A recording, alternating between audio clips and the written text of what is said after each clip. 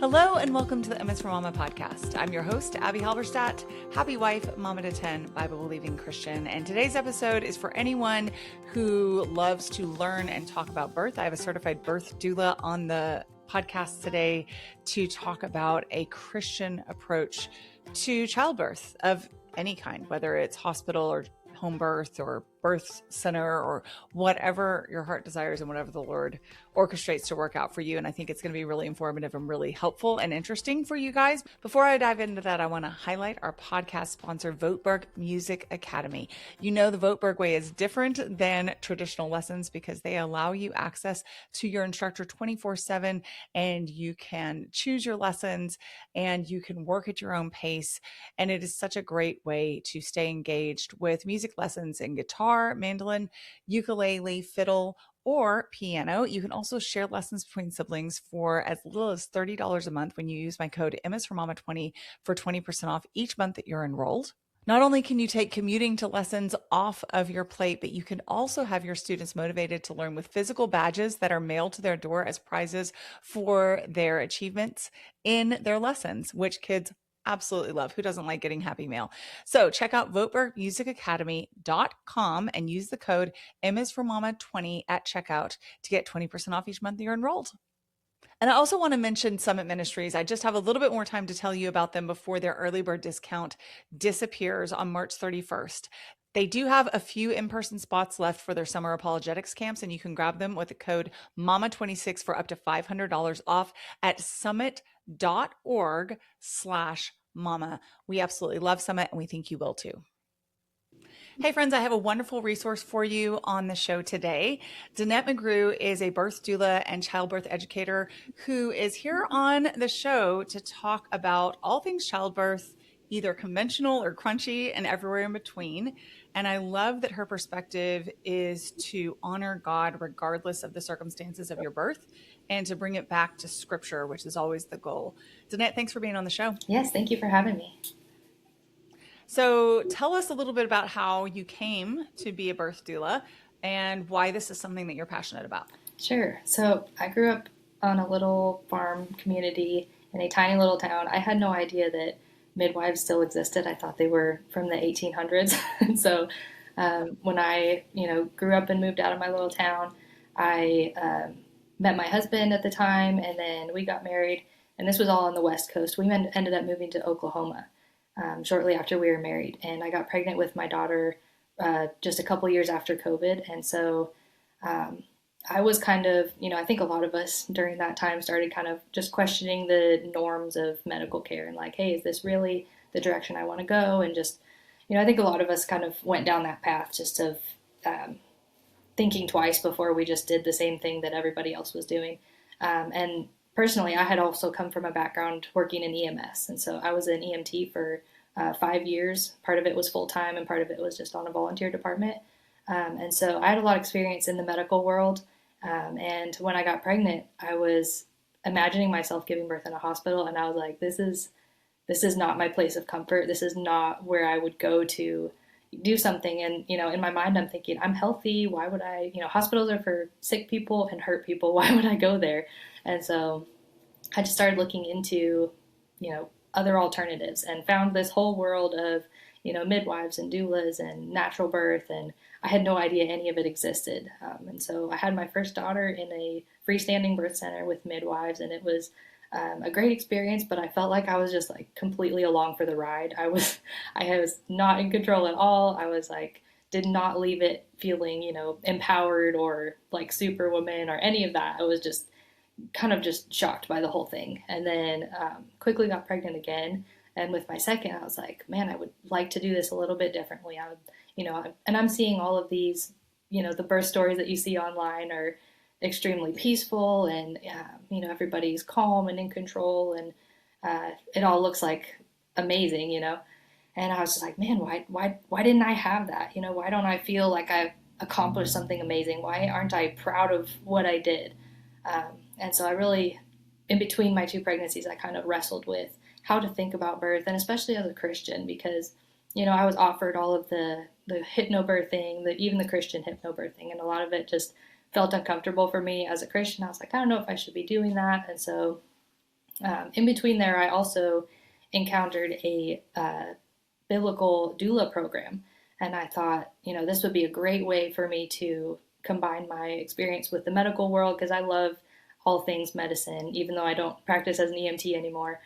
It's a passion of mine. I absolutely love the way that God designed the body. I love teaching people. So I thought, what a great way to combine kind of my, some things that I'm interested in. So with my second, I again didn't feel proud of myself. I was like, when does this happen where I feel like I'm empowered and accomplished and had this wonderful birth that I planned for? And it wasn't even that like things went poorly, everything on my birth plan or the way I wanted it to still, everything happened the way that I had wanted it to or planned, but I still didn't, I didn't get the feeling like this was great, And so I, just in thinking through like, what is the whole purpose behind this? What am I supposed to be feeling about this? Or how am I supposed to experience this?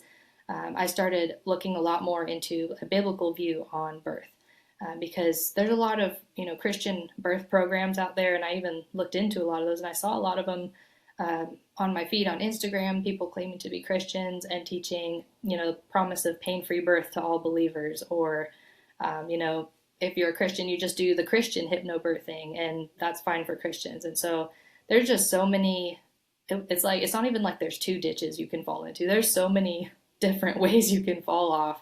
And so it has taken me a lot of thinking to just try and bring this back to a biblical view on birth. And what does the Bible say about how we should do this and what should our goals be and, all of that. So I think the main thing that I see is that everything has become about the self. And even on the Christian side, like we've made birth about accomplishing our own birth goals, but using the Bible to get there, and we've completely forgotten that this isn't supposed to be about us at all or about our accomplishing our own goals. It should be about faithfulness and holiness, right? Like God isn't interested in making our birth plan happen. He's interested in our hearts, So that's just been what I've been working on for the last couple of years. I love that perspective. From my perspective, a lot of people ask me because I've actually had a lot of home births. I always have to think through the numbers because of the twins. I think I've done 5 home births, 2 hospital births, and 1 birth center. My first was a hospital. I love that with your very first, you were like, listen, I already know this is not my preferred place to be. And we'll talk about that more later in terms of how you can have a God-honoring birth no matter where you end up delivering. Yeah. One is not holier than another by any stretch. But I found out very quickly in the recovery stage, because I was only in the hospital for like 5 or 6 hours before he was delivered. The rest of the time I labored at home. And it was like 2 full days of labor previous to that where I was just contracting and contracting, but not progressing very quickly, which is kind of what my body likes to do. And it was really in the aftercare of being messed with a lot and not liking the bed that I was in and just kind of wanting to go home and hold my baby and be with my husband and be left alone, which is totally my personality. That I was like, there might be a different way.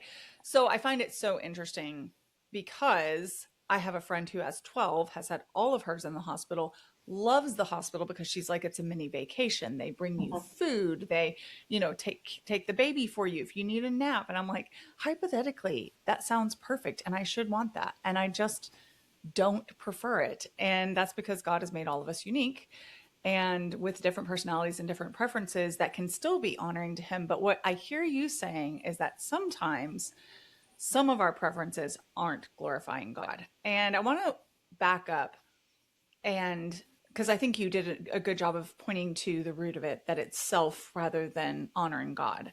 And that's always going to be a problem, regardless of the kind of method or path that you follow to get to self-glorification. It's always going to be the wide path that leads to destruction in some way, shape, or form. But you mentioned hypnobirthing specifically. And I get asked about this a lot on my social media, whether I feel like it's an appropriate thing for Christians to do. So maybe back up and break down what hypnobirthing is, at least in its basic form, and why you don't feel like Christians should be doing it. Sure. And so I think this applies to a lot of,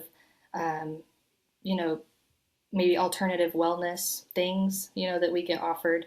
So everything from, Reiki to acupuncture to chiropractors to homeopathy, like it all kind of fits in the same category, which is, there's a lot of these wellness practices that we really have to think about as Christians. And I do think there's a lot of personal conviction involved.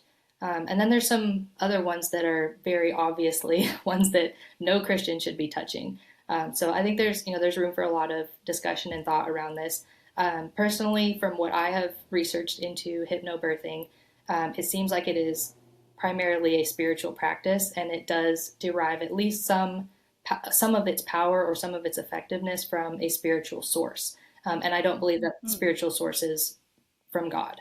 And so the primary purpose of hypnobirthing, and if you listen to it, you can hear this in all of even the Christian hypnobirthing tracks. They're using scripture and they're saying things and words that are true. But what they're doing with their tone of voice and the way that they speak, that monotone, really flat voice, it's very slow words. All of that is designed to basically put your brain in a state of suggestibility. It's designed to take away your critical thinking, to kind of put you in it's like essentially to bore your brain to death until it shuts off. Like a trance. Exactly. Is what you're saying. Yes, it's a medically induced trance, and it's very effective, but that shouldn't be, the measure that we're using.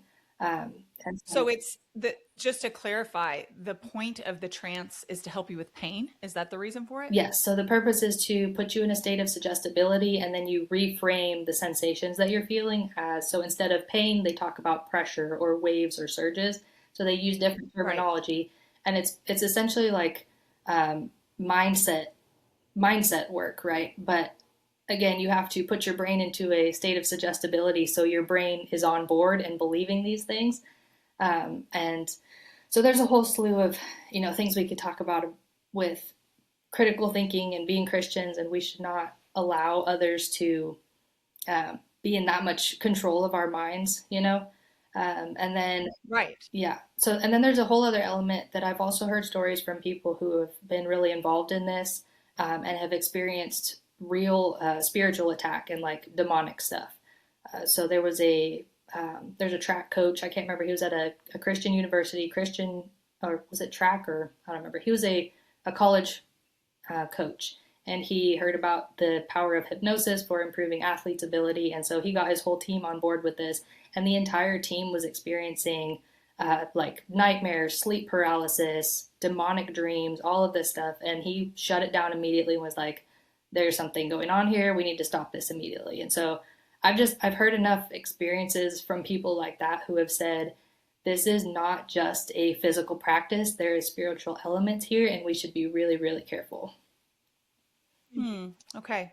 Yeah. So I had a little bit of contact with it. And interestingly enough, the main people that I know who were really into hypnobirthing have since, and I'm not saying this as a blanket statement, this has just been my personal observation that just came into my mind as you were saying that.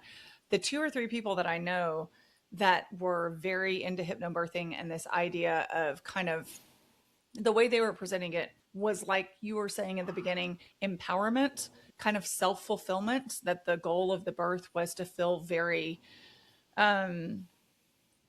very as if you had, accomplished something in and of yourself, which again, backing up to what we were talking about before, the Bible's really clear that it's in our weakness that Christ is the strongest, that he is the one that's enough, that he is working his good pleasure and will through us. And I would say that includes in physical processes like childbirth. But the people that come to mind have since gone on to either reject Christian faith or become very progressive in their mindset, which is an interesting connection that I hadn't really thought of before we were talking. But, and it doesn't prove anything, because guarantee there's going to be somebody in the comments saying that's not been my lived experience. It hasn't done anything for me but help me. I have not turned away from the Lord. I wasn't in, but what you're talking to is the principle of that spiritual opening potentially to something that that you might not fully understand, is what it sounds like. Yeah. Yeah, exactly. And I think the principle behind it is if we're going to, as Christians, say that we're going to redeem any of these practices or be able to use these practices but separate them from the spiritual elements or whatever, we need to be very careful because sometimes non-Christian people stumble upon something that is true, but it's true because, that's the way God made our bodies to work, or that's the way God made the world to work. But we just have to be really careful that if we're going to use something, it has to work solely based on the principles that God created and the way that God made the universe to work, and it cannot derive any of its power or effectiveness from a spiritual source other than God. Yeah, that's well put. You also mentioned the idea of kind of claiming your believer's right to a pain-free birth, which sounds a lot like prosperity gospel to me. Would you associate those two? It absolutely is, and I was really surprised surprised, but shouldn't be surprised, right? That a lot of the verses that people who teach pain-free birth, a lot of the verses that they use to prove what they're teaching are the exact same verses that prosperity gospel preachers are using when they're doing like the false faith healings. Um, the verses about like by his stripes we are healed, and they're twisting that out of context to saying that you can have physical healing right now as long as you claim it or as long as you have enough faith. And that is such Mm. a spiritually manipulative teaching. It's absolute antithetical to the gospel. And so these people, Well, and it's antithetical to Genesis too. That's what I was looking up earlier. Anybody watching the video saw me get on my phone yeah, because I was looking up Genesis 3:16, which says, "To the woman he said, this is the consequence of Eve disobeying God in the garden. I will surely multiply your pain in childbearing," which means there was already going to be pain. yes, Pain didn't come about as a result of the fall. The pain was already going to be there. Pushing a human being out of our bodies was never going to be yeah. pain free, very likely. I know that there are one off experiences where it's essentially pain free, but um, but the idea is that, when our bodies stretch to allow these human beings to come into the world, that it is an uncomfortable process already. And then in the garden, Eve is essentially told that her pain in childbearing is going to be multiplied. In pain, you shall bring forth children. So if God says this is so, it's an interesting thing that we're doing to almost circumvent something that God has declared is a reality for the world that we currently live in, right? Yeah, and not only in Genesis do we see that, but a lot of people get bored reading through all of the prophets. But I highly recommend it because there are so many references to birth, and none of them look like what you see in Instagram. Okay, none of them are wonderful, Yeah. peaceful, pain-free descriptions of birth. And every time birth is used as a metaphor in the Bible, it's like a metaphor of judgment and something that comes upon his people quickly. They can't stop it. They can't do anything about it. The words are used like anguish and labor and toil and work and pain. And this is like over and over again in the Bible. So I don't really understand how you can get around the fact that there's going to be toil and pain sometimes and suffering sometimes and discomfort most of the time. Like this is the norm. We shouldn't have this standard. And like you said, there are some people who experience pain-free births. I'm not denying that. But that shouldn't be our goal, and that shouldn't be our expectation or the thing that we think that we deserve. Um, Right. Yeah. And I was just thinking about, you were talking about the Old Testament and how, like, pains, that things are described as coming on people suddenly and being painful, and that metaphor is made for birth or for labor and then birth.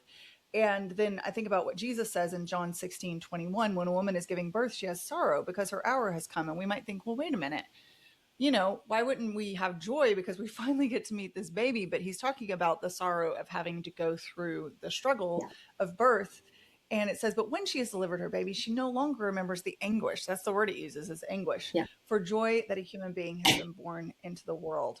And you were saying something just a second ago about how we do have to struggle. We have to go through hard things. And, I love the phrase, hard is not the same thing as bad. And I think birth is one of the best examples of this, that my goodness, just like Jesus says, you go through these contractions and transition and you've carried this baby in your womb for 9 months, and it's so hard sometimes. Having had two sets of twins, that second set of twins, my body was like, this is really rough. This Yeah. is genuine struggle and suffering sometimes. But the moment I had them in my arms, it was completely worth it. It was completely worth it before, but that rush of God-given emotion and endorphins is such a blessing. And quite honestly, I will say this, and then we'll get back into what we're talking about. I don't think I would appreciate holding a baby in my arms as much if I had not suffered some to get them there. Yeah. you know? The difficulty that you get to get there, or the difficulty that you go through to get there, really makes the joy at the end all even sweeter. Yeah. Yeah, it really does.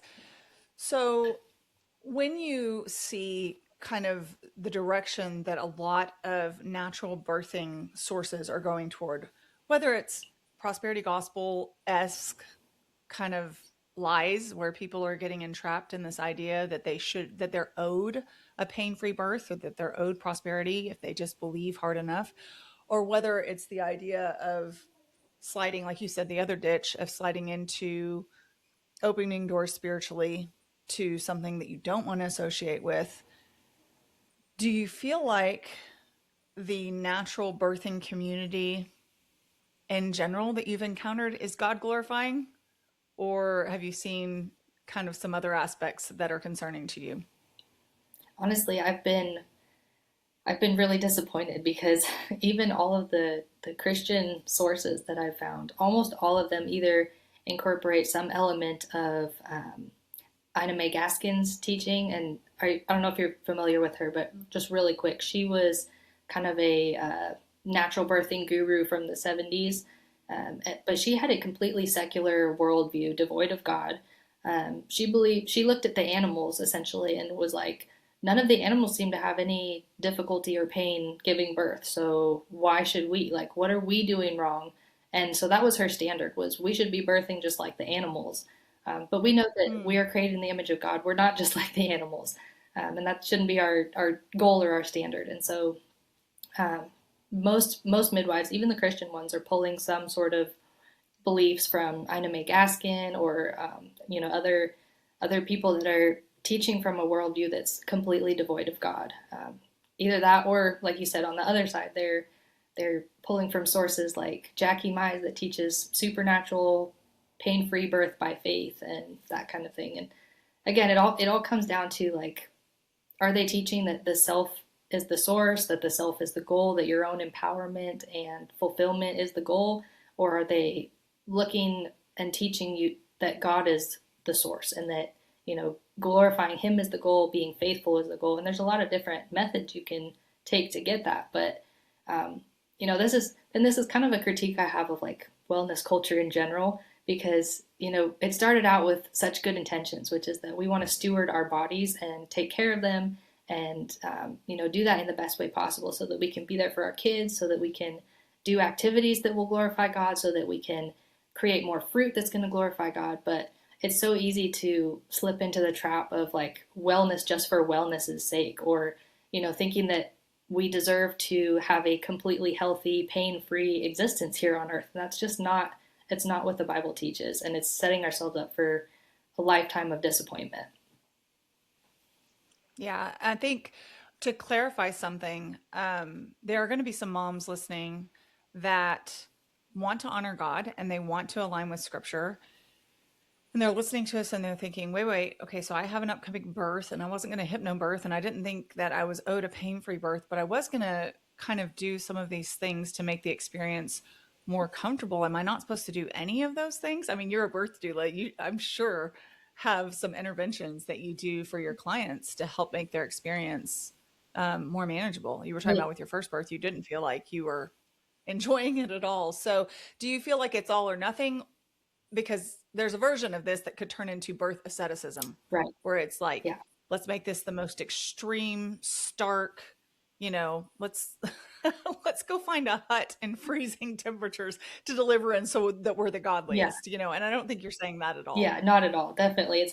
I love that you use the word asceticism, because that's exactly what it is. Like our own pain and suffering is not going to bring us any closer to God or make us any more holy. And I see this too a lot where it's like we've almost put physiological birth or natural birth, whatever you want to call it, we've almost put it on a pedestal that's like, this is the only way to glorify God. And it, but there's, again, that's asceticism. It's not what the Bible teaches. So like you said, I'm a birth doula. I have all the tips and tricks to make it as comfortable as possible to help you manage. And there are absolutely things you can do, like deep breathing exercises that's going to work with your nervous system. And that works because of the way God made the body. Again, it's not any mysticism or woo-woo. Like, that's how God designed your body, is for the sympathetic nervous system and the parasympathetic nervous system to work interchangeably. And there's things you can do to, make that more comfortable and stay in control and that kind of thing.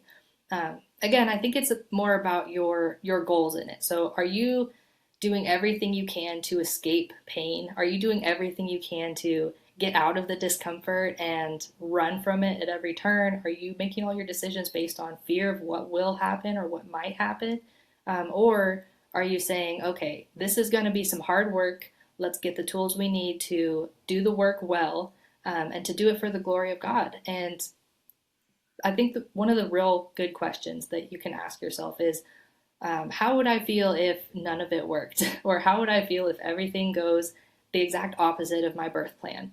Will I feel as though I have failed? Will I feel despair, like I didn't get what I wanted?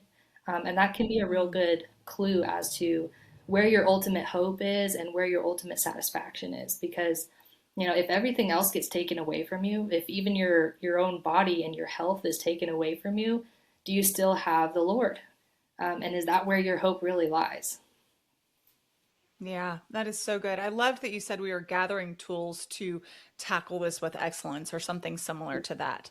Because just like you said, yet another ditch is to go so far the direction of just accepting your fate that you don't avail yourself of opportunities to educate yourself and to equip yourself well. So I really liked that. But then the self check of like, am I going to be okay if this doesn't go like I want it to? Yeah. I actually experienced that twice. Both of the outcomes were great, and I am grateful for the experience both times. But one was with my number 8 when I was going to do another home birth. I'd already done 5, and he was going to be my number 6th home birth. And my body just wouldn't go into labor and stay in labor at home. I was having a lot of birth anxiety after my number 7 was born because it was probably my most difficult last 2 hours of labor to date. Lots of back labor, no space between the contractions, no kind of brain space to breathe and think, just pain for 2 hours. And lots of people can relate to that for every single one of their births. Mine tend to be very spread out. So even though it's exhausting, at least you have a lot of time to process the buildup. And so my body was kind of freaking out at having to do this again, even though I would, my brain would try to say, we're fine. And so I ended up giving birth in a birth center, not because that was the plan, but because every time I went home from an appointment or from an outing that I was doing to distract myself from the fact that I was not in labor 2 weeks after the 40-week mark, my body would just stop, or it would start having like shakes, and it was really not happy. So I am at a sonogram for them to check everything at 42 weeks and 3 days. And my midwife at one point, as I'm just kind of staring in a corner, mildly catatonic because I'm so tired and so discouraged, like I've done this so many times and it's still not working, what's going on? And she said, well, what if you just stayed here? And it was so interesting because it was not at all my quote birth plan. I didn't have anything written down. I was not strongly clinging to this concept, but I had just done home births and liked them. So I was just going to do it again. And it was amazing, the mindset shift, because I held that pretty loosely. I was like, oh, I can do that. Oh, that sounds hopeful. Not going home to a quiet house because my mom was being so nice to go come get all my kids. That sounds like a great idea. Yeah. I literally started contracting on the spot. And even though it was still another 13 hours before I had that baby, I didn't stop contracting, which felt like a miracle because I had done the stop start thing for so many weeks by that point. So that was one, quote, not going to plan. There was an absolute provision from the Lord. And then the second one was the next birth with my second set of twins. And I had to have them in a hospital unless I wanted to go find some midwife I had never used before, which I did not want to do, because my midwife was closing down her practice pretty soon. She wasn't doing multiples anymore. It was 2020. Weird stuff was going on. And so I did co-care between her and an OBGYN that she trusted, split the appointments, but I had to be in a hospital to deliver with the OBGYN. I was on an operating table in an operating room with glaring lights. And I remember as I went into the hospital the night before, feeling really low, just like, Lord, this is not what I want. This is like the opposite of what sounds like a good birth to me. This sounds like a ton of intervention and a ton of artificial poking and prodding. And I just want to have these babies and have them be healthy. And I had to basically work through that at like 3 a.m. with my husband asleep on the couch beside me and feeling very alone and very emotionally low and very, very physically exhausted by that point in the pregnancy. And I had to surrender any preferences I had and say, Lord, your will be done. And what ended up happening was that I had them the following day, like I said, on a table in an operating room. And when my first came out, he was perfect little guy who's 5 pounds, 4 ounces. They put him on my chest. The doctor ended up maneuvering my second out and basically pulling him out of me because she was worried about the water breaking and the cord coming out. And he came out gray and floppy and not breathing. And they had to administer oxygen, and then they had to administer oxygen again. And he was fine after that. But I was like, Lord, you knew where he needed to be. You know, my midwife was there attending as well because they let her be there. And she said the first time that way they administered oxygen, we would have done that at home. The second time we would have called an ambulance and gotten an ambulance, and you would have ended up in a hospital anyway. So just being able to see exactly what you're saying, that as I surrendered my preferences and my hopes and dreams for this birth to the Lord and said, I may not like it, but you're sovereign and you're good. Man, did he show that to be true both times. And I guarantee you that we'll get some comments from moms who feel the same way. I love that. You mentioned to me when we were talking about having this conversation before we even started, that you wanted to be really clear that any kind of birth can be a God-honoring birth, because you're a birth doula, and I'm assuming, well, actually, I shouldn't assume. Where are most of your births happening? So most of mine have actually been hospital births. And so that's just kind of the way it goes. A lot of times people who want a more natural birth but are hindered by, they don't have the finances to do a home birth or pay for midwives out of pocket. You know, if their insurance will only pay for a hospital birth, they're kind of stuck with that. And so a lot of that demographic of people also wants to hire a birth doula to, help facilitate their wishes during labor, that kind of thing. And so the majority of my clients have been hospital births. And I say in my experience, like, the provider actually matters more than your birth location. And the way the provider approaches, pregnancy, labor, interventions, all of that. And so I think it's more important that you have a provider who is on board with you and who is going to honor your wishes. And, if you don't, then definitely get your husband on board as your advocate, or get a doula, or get somebody who can help you speak up and do all that. But so are you, as a doula, someone who literally can step in and say, no, she has this on her birth plan, and advocate for your clients that way? I try not to, unless that's the only option. So just coming from a place of having worked in the medical industry before, I don't see myself as like standing in between the parents and the medical industry at all. I don't want there to be like a confrontational relationship ever. I think we're all on the same team. And so the majority of what I'm doing is educating the parents on all of their options, talking to them beforehand about, like, here's the interventions you may be offered. Here's the way you can ask questions to give yourself more time to think about it. Or, just making sure they're aware of all the pros and cons of what may be offered to them beforehand is really big. And then, in the moment, I also talk to them about, like, hey, are you comfortable speaking up for yourself? And we can do some training on that. Like, here's phrases you can use. Here's the way you can do this.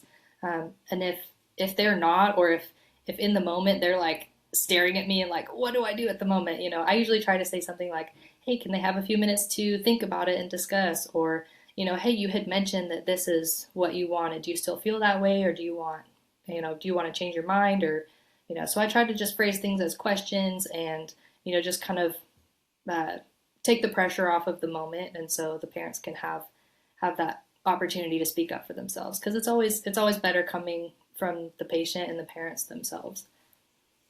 Yeah, I agree. Are there any recommendations that you have for all the moms out there who might want a more holistic approach that you give as blanket recommendations? Maybe they aren't. Maybe it's all individualized, but is there anything that comes to mind that you're like, hey, if you want a more holistic approach, either at home or, like you say, specifically in a hospital, here's the kind of things you need to consider or ask for?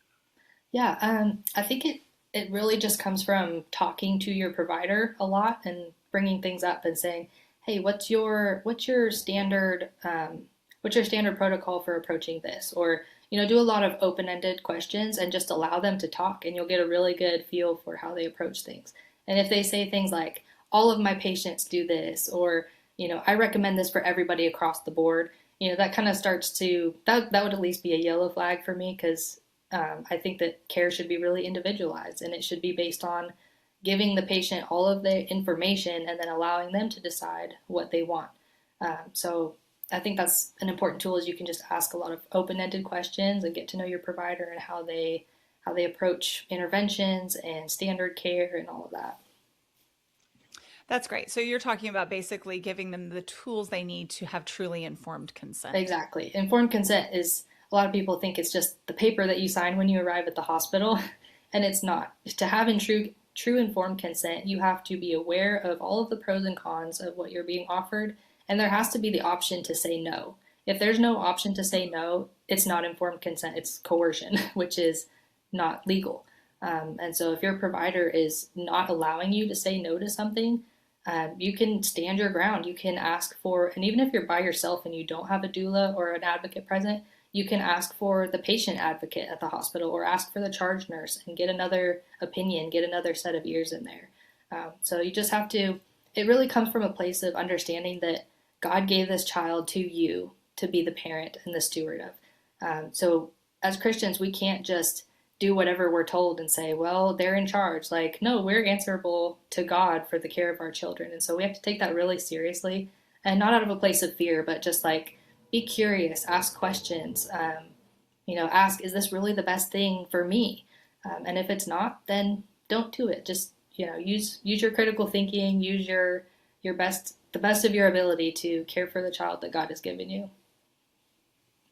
That's such good advice. And I love that you're encouraging parents to advocate for themselves, but it's less about self-empowerment and more about finding the tools necessary to do this in the most God-honoring way. And one of the ways that we honor God is by being informed so that we can take good care of the bodies that He's given us. And I love that you said it was for your children too. When those births become so focused on the mom, sometimes the experience of the child is completely ignored. But if the goal is to honor God, then we're going back to love God and love our neighbors. Literally, our closest neighbor while we're pregnant is the one inside our womb. Yeah. And having care and consideration for how our decisions are going to affect them is huge. I mean, that is absolutely the responsibility of the Christian parent. Well, Dannette, thank you so much for taking the time to come on and talk to us about this topic. I mean, I'm mostly followed by moms. A whole lot of them are young and in the childbearing age. And I think this is going to really help a lot of them to tune out some of the noise of culture and at least ask questions and start to maybe examine closely, like you said, with critical thinking skills, some things that they might have been told are completely normal or acceptable or no big deal. And the good news is that James is very clear that when we ask God for wisdom, He gives it freely and without reproach. And that would apply to birth and delivery as well. Is there anything you want our audience to know about you, and anything you want to leave us with? Sure. I would just say, like, as a last thing, there's really so much more freedom than we think there is within the birth world and birth choices that are going to be honoring to God. And so don't get pigeonholed into, what's the societal norms, or what is the crunchy world telling me, or what does this person say I have to do? Like, you have to be steeped in scripture, and you have to understand the principles that are biblical. And within those principles, there's such a wide range of methods that you can use to have a baby and to glorify God while doing it. So we just need to remember that there's so much more freedom in Christ sometimes than we think about. So let's be really, hold tight to the essentials, and then hold everything else with a really loose hand. I love that. That's great. That's great advice for lots of areas of the Christian life, not just birth. Dannette, thank you for coming on, and I hope you have a great rest of your day. Thank you. You too. If you enjoyed the M is for Mama podcast, I would be so honored if you would subscribe and follow along, maybe share with friends, or even leave a review. And if you want more content on motherhood and biblical responses to cultural issues, be sure to follow along on Instagram at m.is.for.mama.